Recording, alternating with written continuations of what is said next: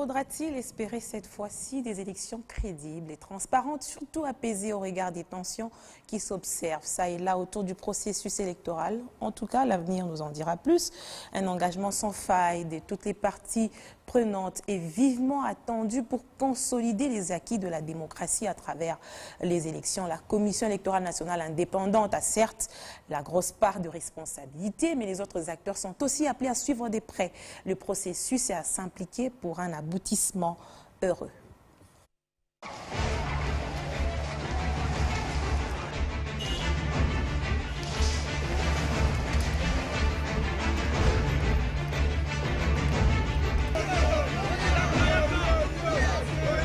Sur les 3 cycles électoraux organisés en RDC, aucun n'a connu un processus apaisé. Le jour de vote en RDC se caractérise toujours par des tensions entre le camp politique opposé et une alerte générale des forces de sécurité. Entre-temps, les Mulunda proclamant Joseph Kabila vainqueur de la présidentielle à tour unique contre Étienne Tshisekedi. Ce dernier prêta serment dans sa résidence de Limete, un acte considéré par l'autre camp comme de la provocation. Élu président de la République démocratique du Congo, je jure solennellement de respecter la Constitution et les lois de la République. Des altercations entre les combattants de l'UDPS et les forces de l'ordre ont plongé la capitale dans un cycle infernal de violence reprimé dans les sons. Les élections de 2018 n'ont pas, elles, dérogé à la règle. Et proclamé provisoirement élu président de la République démocratique du Congo, Monsieur Tshisekedi Tshilombo Félix. Au terme d'un processus décrié, Félix Tshisekedi fut proclamé vainqueur contre Martin Fayulu, qui n'a jamais digéré sa défaite. À tous ceux qui ont pris connaissance de la vérité des urnes, nous vous demandons de révéler au peuple congolais et au monde entier le nom de la personne qui a réellement incarné le choix de notre peuple. Et depuis, il mène une campagne pour la vérité des urnes, campagne restée sans suite. Quelles sont les erreurs à éviter et les leçons à tirer des cycles électoraux passés? Comment aider les pays à ne pas perpétuer une mauvaise tradition? Quels sont le bon rôle que devraient jouer toutes les parties prenantes aux élections? Le premier péché à éviter pour ces cycles de 2023, c'est le glissement. Nous voulons changer de paradigme pour nous aligner sur les bonnes pratiques électorales internationales et continentales.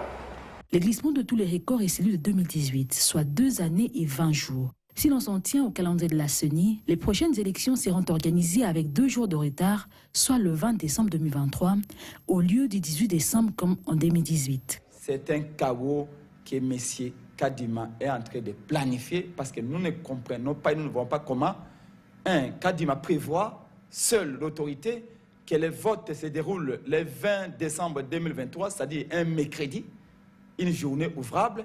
Elles ne sont pas surtout exclues à l'obéissance de la loi qui exige la convocation du corps électoral 9 jours avant la date des scrutins. M. Kadima, seul, certainement suite aux injonctions de l'Union sacrée, décide que les Congolais de la diaspora votent et choisit lui-même les pays qui vont participer au vote. Sur base de quoi?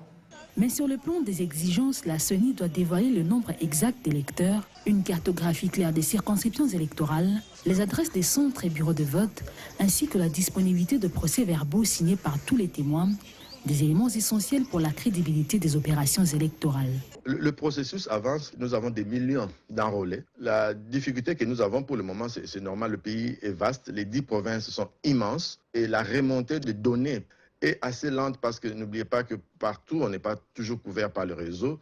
Donc les centres d'inscription, il y en a près de 10 000 dans les 10 provinces, sont situés très loin dans des zones d'accès difficiles. Il est vrai que la CENI a les mandats de garantir des élections libres et démocratiques, mais elle est appuyée par des institutions avec des prérogatives spécifiques et d'appui à la démocratie.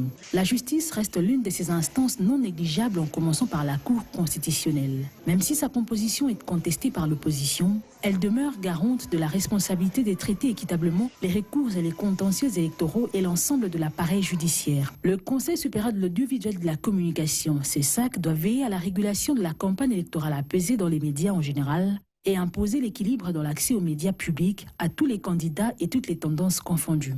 Demandant aux médias et même aux acteurs politiques de pouvoir s'abstenir, de lancer dans ce que nous avons appelé une campagne électorale précoce, eh bien ça fait partie de toutes ces stratégies et bien d'autres que nous venons de définir ici avec la CENI.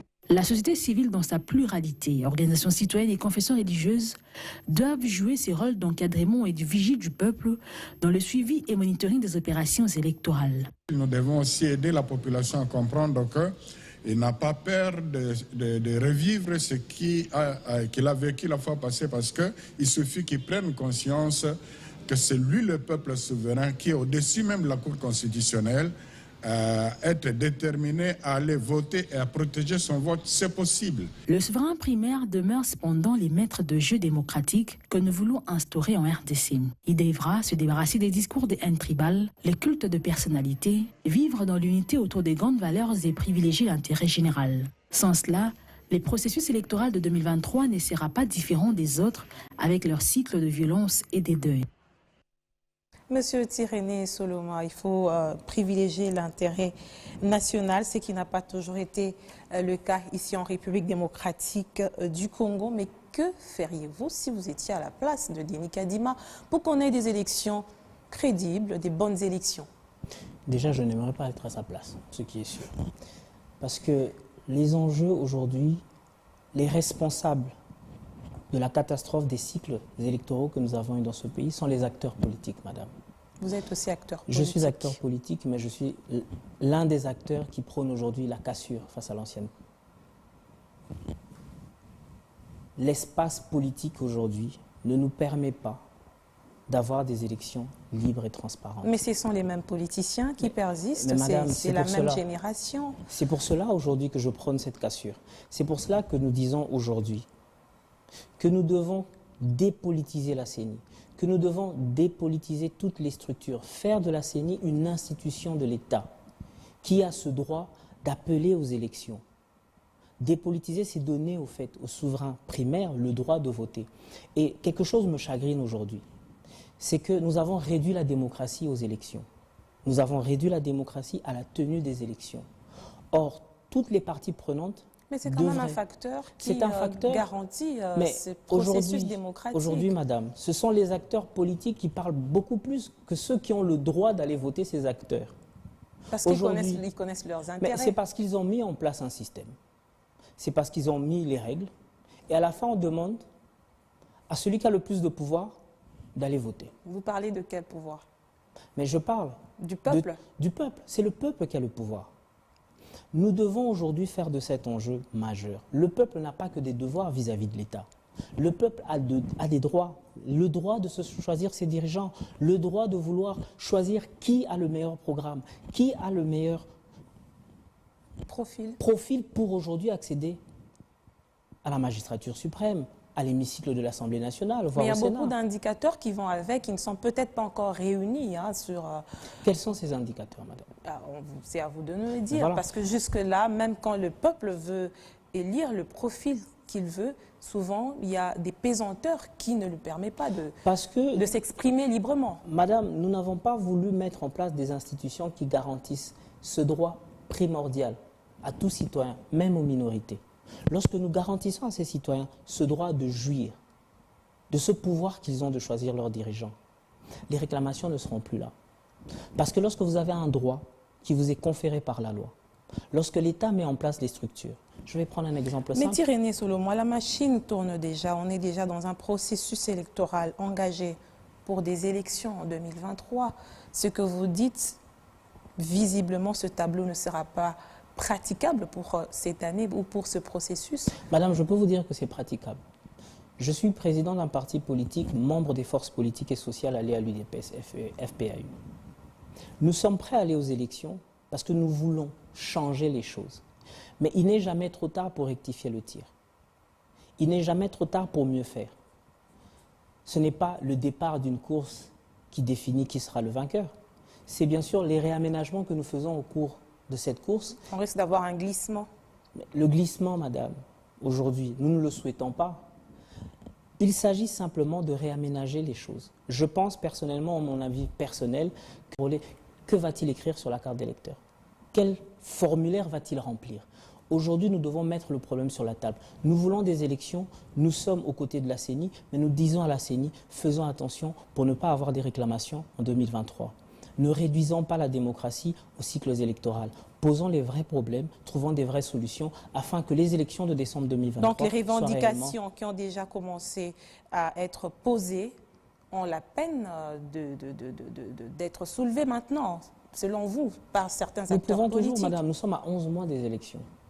Nous avons débuté depuis moins d'un mois l'enrôlement. Cet enrôlement n'est que la première étape d'un cycle qui va conduire la population à élire ses dirigeants. Nous devons garantir à cette population de réellement élire ses dirigeants.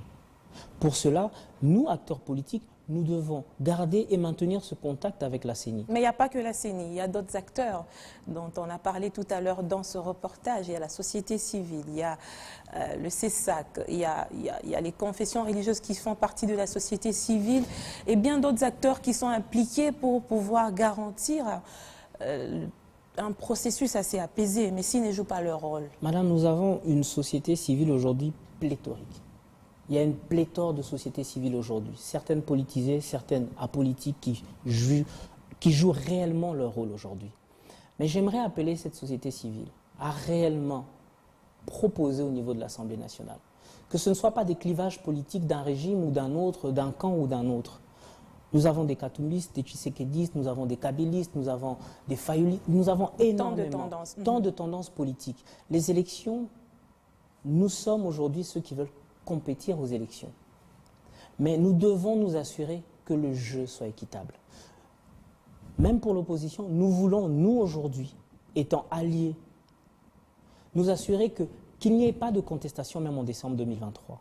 Par l'opposition? Par l'opposition. Ça veut dire que mettre réellement... Mais on sait que même dans les pays où la démocratie est bien assise, il y a toujours des failles dans l'organisation des élections. Madame, les failles ne manquent jamais. Mais c'est à nous d'apprendre de nos erreurs. C'est à nous de faire en sorte de minimiser le risque. Nous avons aujourd'hui le Brésil. M. Lula est redevenu président de la République. N'y a-t-il pas eu de contestation? Il y en a eu. Il y en a toujours partout. Parce que c'est ça la démocratie. C'est la beauté de la démocratie. C'est d'émettre des avis et d'avoir des contradictions. Mais à la fin, c'est le souverain primaire qui a répondu aux élections et qui a fini par choisir ses dirigeants. Aux États-Unis, ça a été le cas avec Trump. Aujourd'hui, nous avons vu au Congrès américain, à la Chambre des Congrès, qu'il y a eu même pendant des jours et des jours l'élection du nouveau speaker. C'est pour dire que la démocratie partout dans le monde est confrontée à des réalités. Est-ce qu'on a tiré les leçons des exercices passés ou des cycles électoraux passés? Malheureusement, je dirais non. Parce que si nous avions tiré des leçons de ce qui s'est passé, nous aurions compris qu'il ne fallait pas réduire, comme je le dis et que je vais toujours me répéter, réduire la démocratie aux élections. Si nous avions décidé de mettre des institutions, de pouvoir mettre en place l'architecture nécessaire qui permette qu'à cette institution de la CENI puisse à chaque fois convoquer des élections et mettre en place les structures qu'il faut, nous ne serions pas là. Je pense que nous apprendrons après les élections de 2023 en octroyant réellement la chance à cette cassure que j'estime être nécessaire pour faire décoller le pays. Vous êtes candidat? Je ne me le cache pas, oui madame, je suis candidat pour la deuxième fois. Bonne chance.